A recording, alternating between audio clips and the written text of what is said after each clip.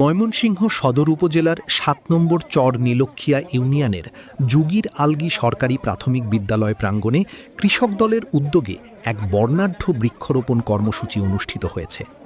পরিবেশের ভারসাম্য রক্ষা ও সবুজ বাংলাদেশ গড়ার প্রত্যয়ে এই কর্মসূচির আয়োজন করা হয়। অনুষ্ঠানে প্রধান অতিথি হিসেবে উপস্থিত ছিলেন ময়মনসিংহ ৪ সদর আসনের সংসদ সদস্য আবু ওয়াহাব আকন্দ। এতে সভাপতিত্ব করেন বিশিষ্ট সংগঠক জনাব খাইরুল কবির সরকার। একই দিনে রশিদপুর দাখিল মাদ্রাসায় কৃষক দলের বৃক্ষরোপণ কর্মসূচি অনুষ্ঠিত হয়েছে।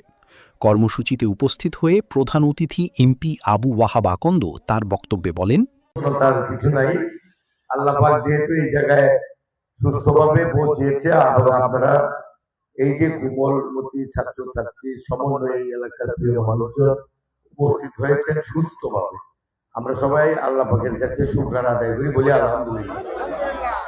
আমি এই স্থানে আজকে নিয়ে ৩ বার এসেছি। একবার এসেছিলাম এইখানে একটি দাফনে জানাজায় এসেছিলাম, আমার ঠিক মনে নেই কার জানাজা ছিল। আরেকবার দায়িত্ব নিতে কথা দিতে আসছি, আর আজকে আসছি ওই যে কথা আর চেয়েছিলাম আপনারা দিয়েছেন, আজকে সেই কথা রাখার জন্য চেষ্টা করছি, করব এবং ভবিষ্যতে করবো, এটা বলার জন্য আজকে আসছি।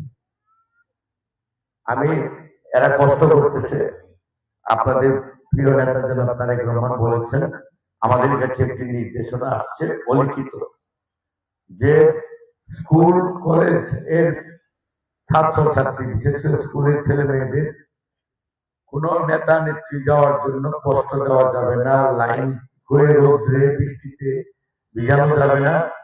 তাদের সাথে যা কথা বলার, আমি যেভাবে চট করে কথা বলে বিদায় দিই, এভাবে আপনার জন্য দিতে হবে। আমি আজকে যারা আমার আসার কারণে তারা কষ্টটা বেশি করছে, আমি ইতিমধ্যে 2টি বৈঠক করে তারপরে আসছি। বিশেষ করে একটি বৈঠক করেছি, একটি অনুষ্ঠান মানসিক এবং শারীরিক প্রতিবন্ধী বাচ্চাদের একটি স্কুলে তাদের দুর্দশা এবং ভবিষ্যতে কি করব এবং কয়েকদিন আগে কি করেছি জানার জন্য। এই জন্য দেরি হয়েছে, আপনারা আমাকে ক্ষমা করে দিবেন। আর বলি, বিভিন্ন অনুষ্ঠানে যে ছাত্র জীবনে রাজনীতি করা অবস্থায় কাজের 5-10 মিনিট আগে যেতে পারতাম, এখন এই যে দায়িত্ব নিচ্ছি এখন পারি না। সেটা হলো, আমি যদি 10টায় বাসা থেকে বাইরে হওয়ার চেষ্টা করি, বাসার সামনে দেখি কমপক্ষে 50 জন মানুষ, অন্তত তাদের কাছে শুনতে হয় যে আপনারা কেন আসছেন, কি কারণে আসছেন। এই জন্য দেরি হয়।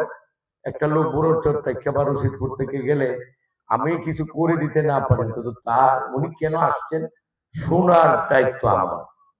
এই জন্য মাঝে মধ্যে এখন দেরি হয়ে যায়। আর ঘুমের কথা যদি বলি, ঘুমানোর আগ পর্যন্ত এই মানুষের কথাই বলি। এটা আল্লাহ পাকের কাছে চেয়ে আনছি যে আল্লাহ পাক তুমি আমাকে এমন একটা দিন দাও যে মানুষের সেবা করতে পারি। আজকেও ফজরের নামাজে আমি এই দোয়াই করছি, আল্লাহ পাক কবুল করছে।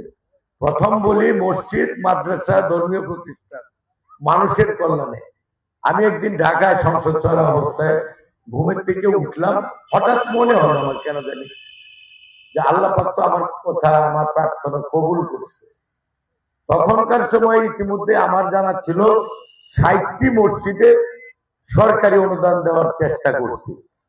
আমার সাথে যারা কাজ করে জামাল আর হামজা, তাদেরকে বললাম যে কয়টা, আপনি তো কম বলছেন, ধারণা করছেন।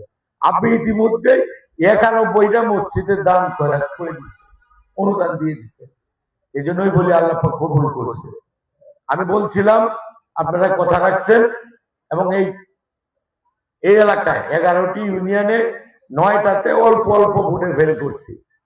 আপনারা চর নীলক্ষিয়া এবং অষ্টধর আমাকে নয়, জিয়াউর রহমান খালেদা জিয়ার সম্মানার্থে জনাব তারেক রহমানকে নির্বাচিত করছেন।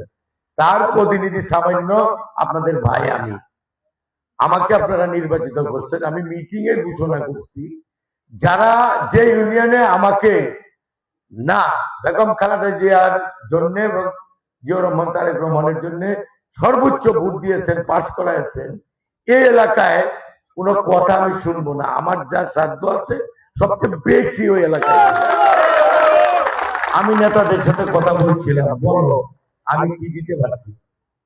ওনারাই বললেন যে আপনি যা দিচ্ছেন সব ইউনিয়নের চেয়ে চর নীলক্ষিয়ার অষ্টদর বেশি দিচ্ছে। সেটাতে সনাতন ধর্মের মন্দিরের জন্য আমি কিছু কিছু দিচ্ছি। আমি শুনলাম যে বৃষ্টির কারণে এই এলাকায় 18টি রাস্তা 11টি রাস্তার কাজ চলমান। আমি শুনছি রাস্তার অসুবিধা, বলছি আমাকে দেন। আর দেখেন আল্লাহর কি ক্ষুদ্র, এই যখন সুপারিনটেন্ডেন্ট সাহেব মাদ্রাসার ভবনের কথা বলছিলেন, আমি তখন লিখছিলাম আমার এক ছোট ভাই এই ফ্যাসিলিটিস ডিপার্টমেন্টের সবচেয়ে বড় চিফ ইঞ্জিনিয়ার টুটুল নাম, তারে আমি ইদানিং বিরক্ত করতেছি, হয়তো পত্র পত্রিকায় দেখতেছেন নাহলে ফেসবুকে, যে আমি 2 দিন পরে একটা স্কুল, একটা মাদ্রাসা, একটা কলেজের উন্নয়নের টাকা আনতেছি, চেষ্টা করতেছি এই ভাইটার জন্য। টুটুল নাম, দোয়া করবেন তার জন্য ইঞ্জিনিয়ার সাহেব। আমি বললাম যে ভাই তোমার বিরক্ত করতেছি, আমি তো এই রশিদপুর মাদ্রাসায় ঘেরা অবস্থায় আছি, তুমি দয়া করে স্কুলের কাজটা করে দিবার লাগে চেষ্টা করো, আমি একটা ডিউ দিব। আমার সাথে যারা কাজ করে, যে উলামা দলের নেতা হামজা বলতেছে চাচা এটা তো ডিউ লেটার আমি দিয়ে দিছে। আমি বলতে চাই আল্লাহর রহমতে যে আমি মনে নাই দিব ভাবতেছি, আমার সহকারী বলতে চাচা রশিদপুর মাদ্রাসার নতুন ভবনের জন্য আপনি ডিউ লেটার দিচ্ছেন, ডিউ নাম্বার এত, সিরিয়াল নাম্বার এত, এদিকে আল্লাহর। এরপরে এই বাইরে লিখছি সরি ভাই বিরক্ত করলাম, তোমার কাছে ডিউ আছে, দয়া করে কাজটা করে দিও, আমি তোমার জন্য দোয়া করব। আজকে ওই মসজিদে ওই টুটুল ভাইয়ের জন্য আপনারা দোয়া করবেন, যাতে 3-4 দিনের মধ্যে সেই কাগজটা হাতে আসে। তো আপনাদের কাছে সংক্ষেপে এভাবে শেষ করতে চাই। আমি লিখছি রাস্তার উপর মানুষের দৃষ্টি যায়, এবং এই ইউনিয়নে এলজিডির 5.5 কিলো রাস্তার উন্নয়নের জন্য আল্লাহ পাক তারেক রহমানের মাধ্যমে দেওয়াইছে আপনাদেরকে, এবং 3টা রাস্তার নাম পাঠানো, এটাও আইসা দেবে। আমি যেন কথা এবং কাজে মিল রাখতে পারি, এই রশিদপুর না শুধু চর নীলক্ষিয়ার আনাচে কানে, যে এক ভাই বলেছেন যেন 5 বছরে শাহিন বোধহয় বলছে খুঁজা পাওয়া যাবে না, এটা আল্লাহর উপর ভরসা করে বলবেন, আল্লাহ পাক তৌফিক দিলে সব কাজই করা সম্ভব।